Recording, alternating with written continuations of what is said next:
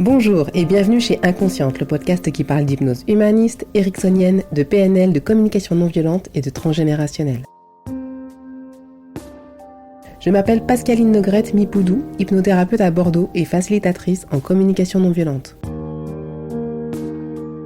Passionnée par le corps et l'esprit et les liens entre les deux, je suis très motivée pour partager et simplifier tous ces outils que j'ai découverts toute seule, en formation ou dans les bouquins. La citation.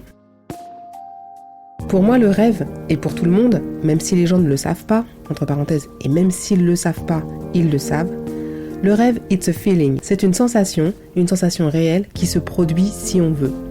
Jean-Claude Van Damme. Hello tout le monde, ça faisait longtemps qu'on ne s'était pas fait un petit podcast.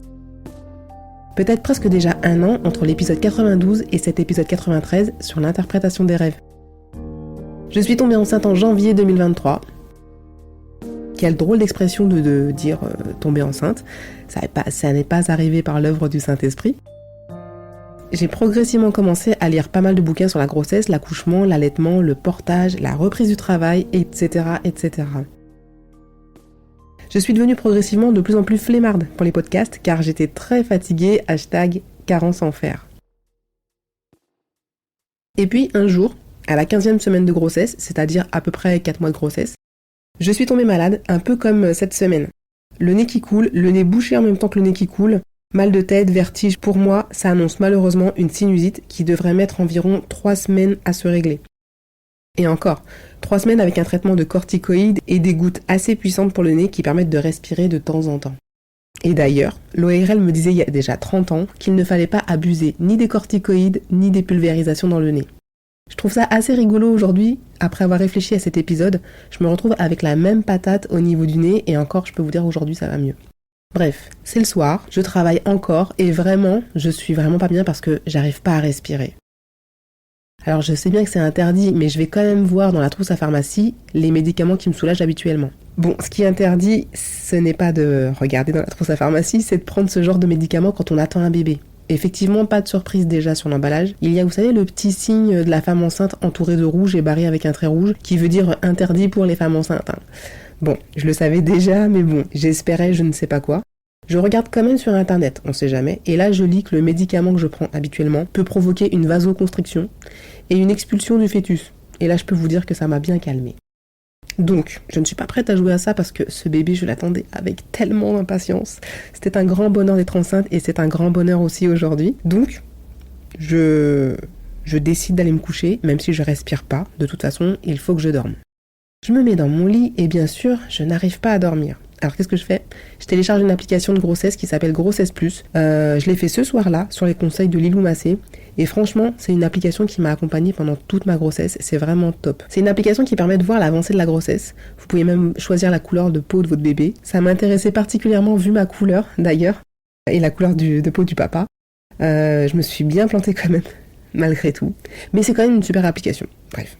Il y a des articles, en fonction du stade de la grossesse, qui sont très intéressants. Ça tombait toujours pile poil sur les désagréments au 1er mois, 2e mois, 3e mois, enfin. Bon, moi j'arrivais là au 4e mois, déjà, et je me suis mise à lire un article dont je vous parlerai tout à l'heure. Finalement, les écrans, ça ne maintient pas forcément en éveil. Moi, ça a réussi à m'assommer, et je me suis endormie quand même vers 2-3 heures du matin. Bon, peut-être d'épuisement aussi, et sûrement avec la bouche ouverte. Je rêve, ou plutôt je cauchemarde, que j'accouche dans l'appartement où je vivais avec ma mère de mes 6 ans à mes 25 ans. Je vous laisse écouter la suite, j'espère que vous allez rire vous aussi. Alors, on est dans la nuit du 22 au 23 avril 2023. On est samedi soir, je me suis couchée, j'ai regardé plein de trucs, j'ai mis une application pour voir bébé, à quoi il ressemble.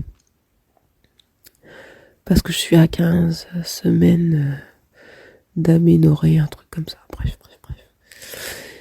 Et je me suis couchée, je suis malade, j'ai la crève. Et du coup, j'ai super mal à la tête, j'ai le nez bouché, j'ai du mal à respirer par la bouche, par le nez, je sais pas. C'est compliqué. J'ai la bouche très sèche et je me suis endormie comme ça, comme je pouvais vers 2h du matin. Et en fait, j'ai rêvé que j'étais dans ma chambre au 39 Victor Hugo. La chambre que j'avais quand j'étais petite chez Mamie Martine. Enfin, petite jusqu'à ce que j'ai 25 ans. en vrai.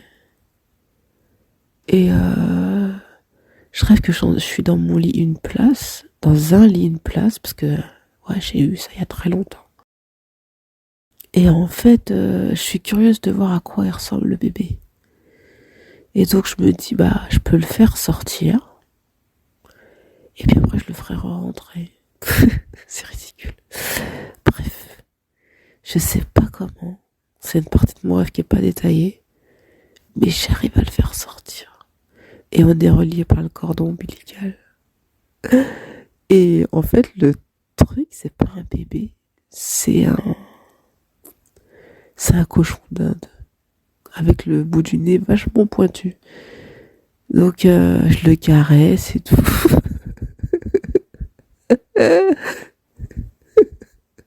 Je le caresse.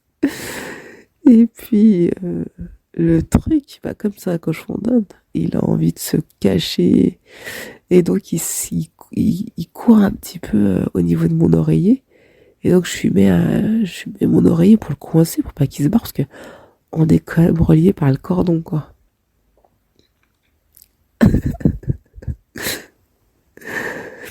On est relié par le cordon, donc j'ai peur. Je me dis, ah là, faut pas qu'il s'échappe, parce que là, si je lui cours après et qu'il tire sur le cordon, moi je vais suivre et tout, ça va être un bordel pas possible. Bref, du coup, je suis dans mon lit et je suis en train de franchement m'inquiéter et de me poser des questions sur comment je vais faire pour le faire re-rentrer. Et je me dis, bon, bah, peut-être en dilatant mon vagin, en lui mettant la tête la première.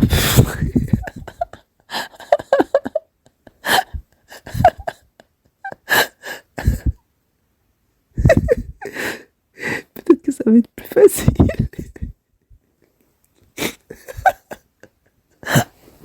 Oh, putain. Et comme je suis chez ma mère, je me dis, je peux peut-être lui demander de l'aide, peut-être qu'elle elle sait comment il faut faire. Bref, voilà.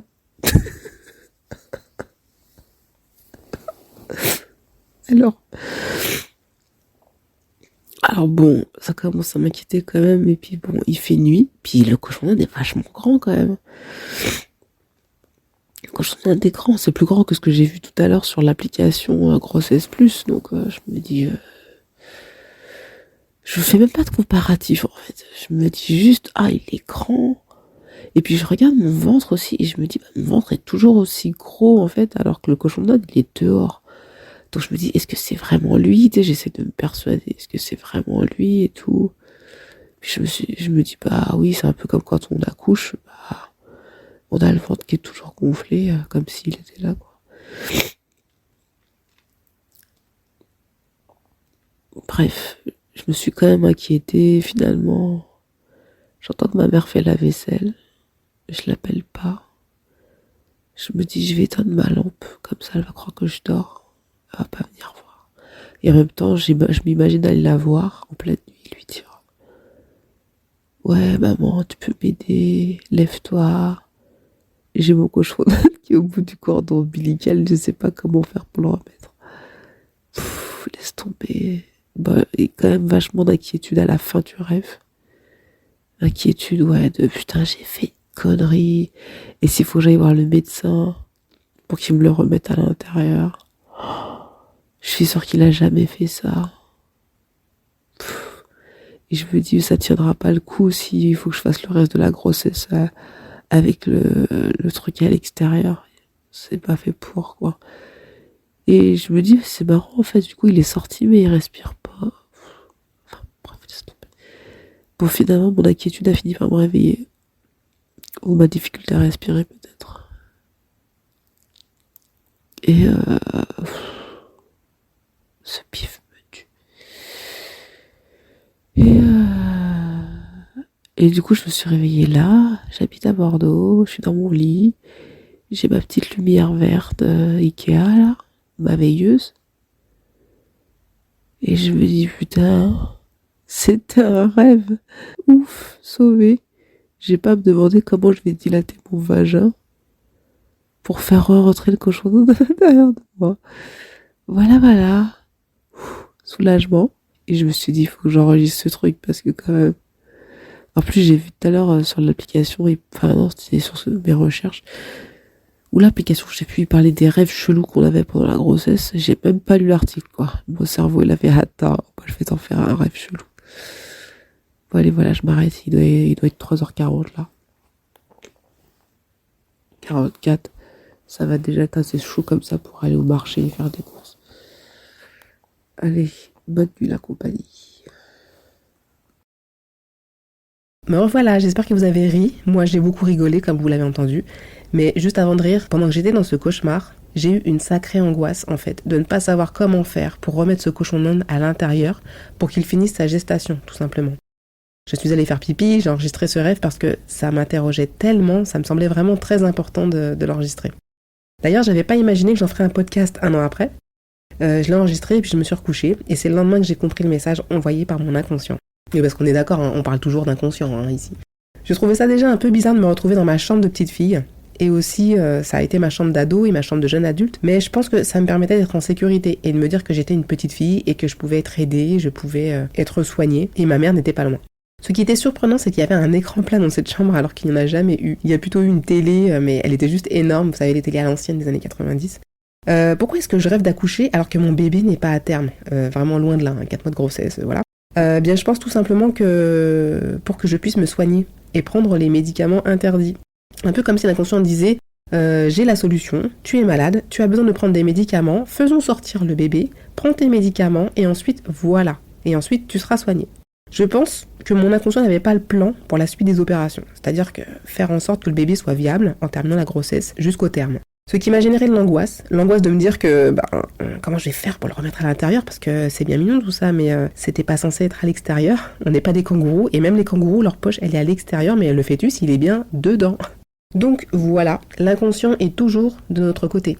Il est toujours protecteur. Il essaie de trouver des solutions pour notre bien-être, et encore une fois, grâce à ce rêve, j'en suis persuadée. Et c'est vrai que j'étais un peu en détresse parce que les sinusites, je ne savais pas les gérer autrement qu'en prenant ces médicaments puissants. Maintenant, le cochon d'Inde, pourquoi ? C'est le côté drôle du cauchemar. Et heureusement, ça m'a permis de déstresser et de pouvoir me rendormir ensuite. Donc, pourquoi un cochon d'Inde ? J'ai d'abord pensé au fait que, enfant, j'ai eu tout un tas d'animaux de compagnie. Je crois en fait que je les ai tous eus. Des générations de hamsters, de cobayes, des tortues énormissimes, un chien, des oiseaux, un lapin, 2 chats, et je crois que c'est tout. Mais c'est déjà pas mal.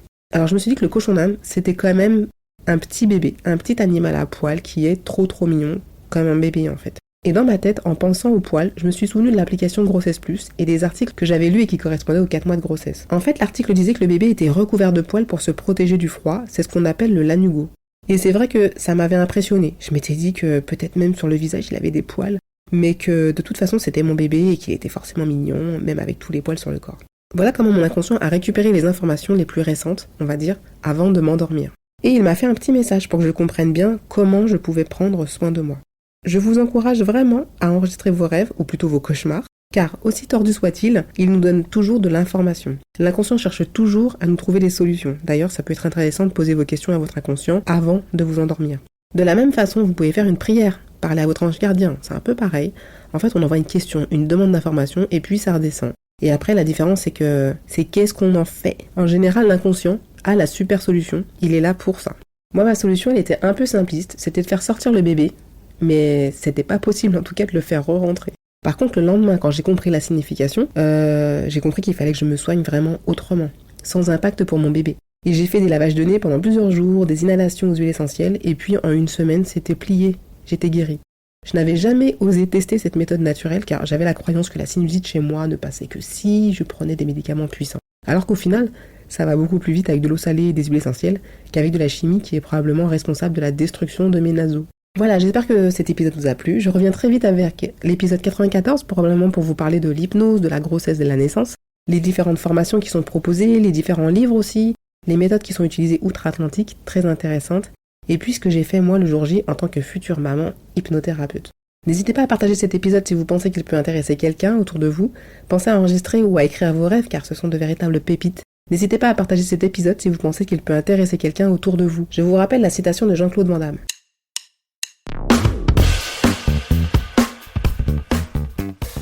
Pour moi le rêve, et pour tout le monde, même si les gens ne le savent pas, et même s'ils ne le savent pas, ils le savent. Le rêve, it's a feeling. C'est une sensation réelle qui se produit si on veut. Voilà, en tout cas, j'espère que cet épisode vous a plu. Retrouvez-moi sur Instagram, podcast-inconsciente. De nouveau sur thérapeute.com pour les rendez-vous visio ou présentiels qui reprennent la semaine prochaine.